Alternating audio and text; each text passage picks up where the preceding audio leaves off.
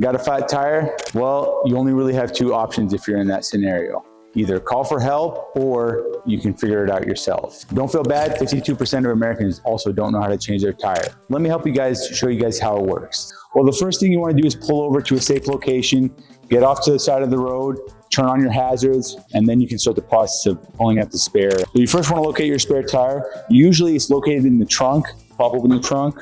Sometimes in trucks, it's under the rear back seat. We pulled this one out. Here's the spare. This is what they usually look like.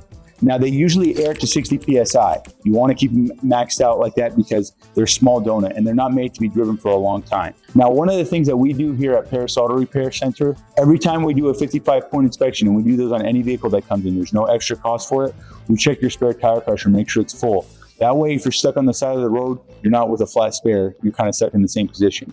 Now, before you take your jack and lift up the vehicle, you want to break loose the lug nuts. Not loosen them completely, just break them loose, like this. Like that. That way you have some weight on the tire. It'll have something to stop the wheel from spinning. After all lug nuts are broken loose, what you want to do is find your jack stand. So you want to find the body seam or the frame of the vehicle. That's a sturdy place. If you lift it from the wrong place, you can damage the body panel, so you want to be careful. And then you just go ahead and you lift up the jack. And you lift it by spinning up. Now they're all different styles. This one just happens to be you able to do it with your fingers. A lot of times what they'll have is you can get this socket on there.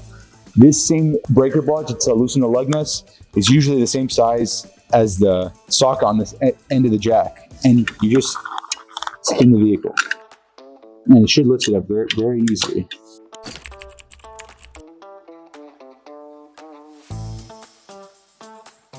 Now, when you get the wheel off, you want to be careful. The rotor or drum can often be hot because the brakes are working. So you want to be careful when you're touching it. You don't want to touch it if you don't have to. When the lug nuts are snug, vehicle's down on the wheel, you can begin to tighten. You don't want to overdo it. You just want to make sure it's tight enough. And now your wheel is tight. You can drive on the spare. Don't drive too long on it. You don't want to go 300, 400 miles. As short as possible, get to the nearest location where they can get you a new tire and get you back on the road properly.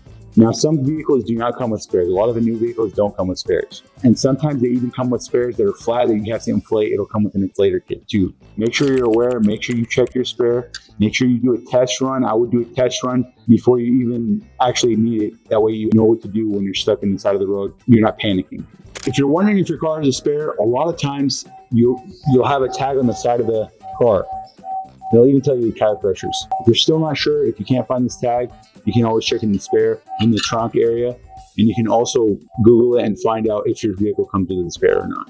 Congratulations, you learned how to change your tire now. So if you ever have any questions and you're in the Riverside, Perris area, or you just want to call us and ask us questions, feel free. We'll answer any questions that you might need and let us know. Have a good one.